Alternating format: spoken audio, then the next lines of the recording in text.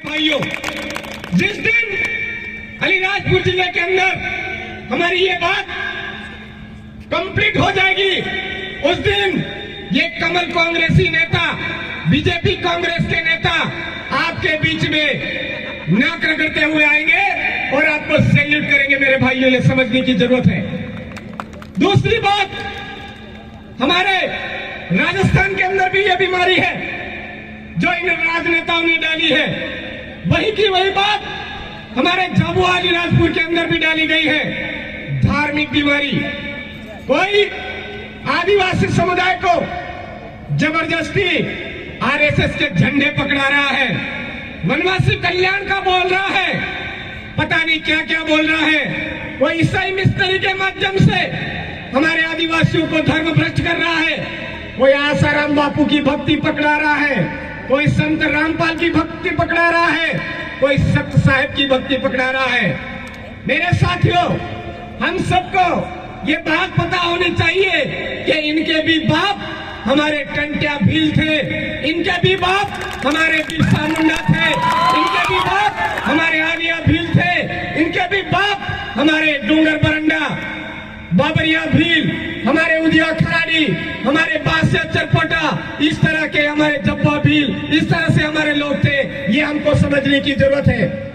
हमारे पूर्वज पुरखा शक्ति, हमारी कुलमताई, हमारी खेड़ा मताई, हमारे खत्रीज, ये इनसे बढ़ करके इनकी कोई औकात नहीं है। जो बाहर से आई हुई बीमारी है मेरे भाइयों, ये सारी बाहरी बीमारियां उनके पूर्वजों को हमारे से पुजवाते हैं। मेरे भाइयों, ये बात हमको समझनी है। हम लोग देश के मूल बीज है, मूल मालिक है, तो हमारी प्रकृति पूजक की जो भावना है उसको समझना पड़ेगा।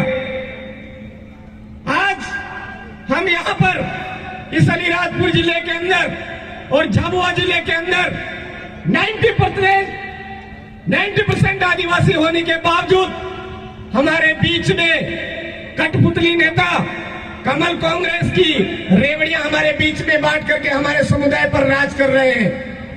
हमारे इस एरिया के अंदर आर्टिकल 244(1) 5वीं अनुसूची के जो प्रावधान है उनको डकार रहे हैं। मेरे भाइयों, हम सबको समझने की जरूरत है। जो शेड्यूल एरिया है, 5th शेड्यूल है, वहां पर भूमि अधिग्रहण अधिनियम 2013 बोलता है कि आदिवासी की जमीन किसी गैर आदिवासी के नाम नहीं हो सकती है।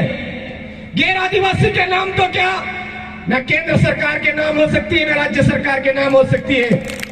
उसके बावजूद हमारे इस एरिया की जमीन गलत तरीके से हमारे एरिया के कलेक्टर महोदय बिना ग्राम सभा की परमिशन के गैर आदिवासियों के हाथों में सौंप रहे हैं। हम सबको एक जाजम पर आकर के हमारी आर्टिकल 13(3) का रूढ़िगत ग्राम सभा की जो पावर है, उस पावर को ध्यान में रखते हुए हमारे बीच में आने वाले गैर तरीके से जमीन हड़पने वाले को हमारे जो कानून नियमावली है उनको सिखाते हुए उनको यहाँ से खदेड़ने की जरूरत है, संवैधानिक तरीके से। मेरे भाइयों, बुद्धि बल से, ऐसा नहीं हम बल प्रयोग से खदेड़े। साथियों, हमारे बीच में जबरदस्ती ये जो जमीन संबंधी आज मामले खत्म किए जा रहे हैं, उसी तरह से हमारी सरकारी सेवाएं भी खत्म की जा रही है। हमारे राजस्थान में अभी अभियान चला हुआ है कि आर्टिकल 244(1) की जो मूल भावना बोल रही है, उसके तहत हमारे आरक्षण के प्रावधान, प्रतिनिधित्व के प्रावधान तय किए जाए। लेकिन हमारे इस एरिया के अंदर आज की तारीख में हमारी जो राज करने की व्यवस्था है उसके अंदर तो हमको प्रतिनिधित्व दिया गया है, लेकिन सरकारी सेवाओं में हमको प्रतिनिधित्व नहीं दिया जा रहा है। मेरा आप तमाम साथियों से निवेदन है कि हमको हमारी जो सरकारी सेवाओं में समता बनाम आंध्र प्रदेश 1997 के अंदर जमीन के प्रावधान है, उसी तरह से हमारे सरकारी सेवाओं के प्रावधान है, वो भी हमें दिए जाए। ये मांग हमको इस जाजम के माध्यम से उठाने की जरूरत है। मेरे भाइयों, हमारे बीच में कुछ ऐसे दलाल किस्म के लोग उनको भी मेरे साथियों कभी कभी बुरा भी लगता है, गांडू किस वजह भी कहूंगा, जो हमारे समाज का उपयोग करके विधानसभा में जाते हैं लेकिन कांग्रेस बीजेपी के तलवे चाटते हैं। ऐसे गांडू नेताओं को भी 2023-24 में हमारे बीच में नहीं आने देना है। मेरे भाइयों, मेरे साथियों, हमारे समुदाय की जो व्यवस्था है उस व्यवस्था के जरिए, जाजम के जरिए आने वाले समय में हमको हमारे इस एरिया का एमएलए कौन होगा, विधायक कौन होगा, ये तय करने की जरूरत है। हमारे ये जो कांग्रेस बीजेपी की व्यवस्था है जो बड़ी बड़ी सिटियों में जाकर के हमारे यहाँ के नेताओं को तय करती, वो भी हमको यहाँ से भगाने की जरूरत है। मेरे भाइयों, आज की तारीख में हमारे इस एरिया के अंदर हमारी न्याय व्यवस्था भ्रष्ट कर दी है। अभी हमारे साथी बोल रहे थे कि हमारे यहाँ पर जो न्याय व्यवस्था है उस न्याय व्यवस्था में बहुत ही बड़ा घपला करवाया है। ये इन सारी चीजों की जो जड़ है वो कहीं ना कहीं विदेशी आक्रमणकारियों की संतानों द्वारा बनाई गई नीति है। मेरे भाइयों, समझने का प्रयास करो। वो हमको बड़े मीठे बोलते हैं और मीठे बोल करके पीठ पीछे चूड़ा घोंपते हैं। हमको वो बात समझ भी नहीं आती है। वो लोग सुबह से लेकर के शाम तक मीठा बोल करके हमारे लोगों को मारने की कोशिश करते हैं, सबसे ज्यादा झूठ बोलते हैं और सबसे ज्यादा हमारे समाज को ठगते हैं, हमारे समुदाय को ठगते हैं, हमारे समुदाय को बर्बाद करते हैं। और हमारा समुदाय भोला होकर के जो ठगते हैं, जो बर्बाद करते हैं, उसी के ऊपर विश्वास करते हैं। मेरे भाइयों, हमारा अपना व्यापार हो, हमारा अपना व्यवहार हो, इसके लिए हमको शर्म दूर करनी पड़ेगी। हमारा अपना व्यापार अपने हाथ में लेना पड़ेगा, तब जाकर के हमारा समुदाय देश का मालिक फिर से खड़ा होकर के गरजेगा। मेरे भाइयों, मैं आज के इस कार्यक्रम में आप सभी को यही अवगत करवाना चाहूंगा कि हमारे एरिया के अंदर जो आईपीसी और सीआरपीसी की व्यवस्थाएं हैं, ये भी कहीं ना कहीं गलत तरीके से हमारे ऊपर थोपी जा रही है।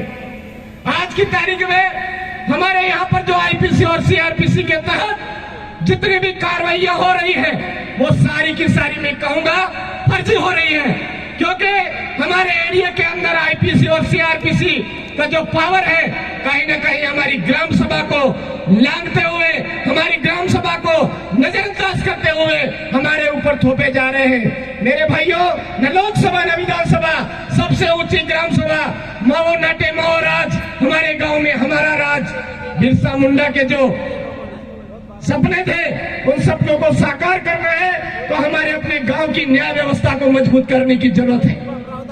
हमारे गांव में किसी भी तरह का लड़ाई दंगा या कोई झगड़ा हो जाता है तो हमको दौड़ करके थानों में जाने की जरूरत नहीं है। सबसे पहले हमारे गांव स्तर पर निपटाने की जरूरत है और गांव स्तर पर द्वेषतापूर्ण तरीके से नहीं निपटाना है, हमको निष्पक्षतापूर्ण निपटाने का प्रयास करना है। निष्पक्षतापूर्ण व्यवहार करते हुए हमारे इस काम को करना है तो पुनः हमारी न्याय व्यवस्था हमारे हाथ में आ जाएगी। आज के इस कार्यक्रम में कई वक्ता हमारे बीच में है, मैं ज्यादा समय न लेते हुए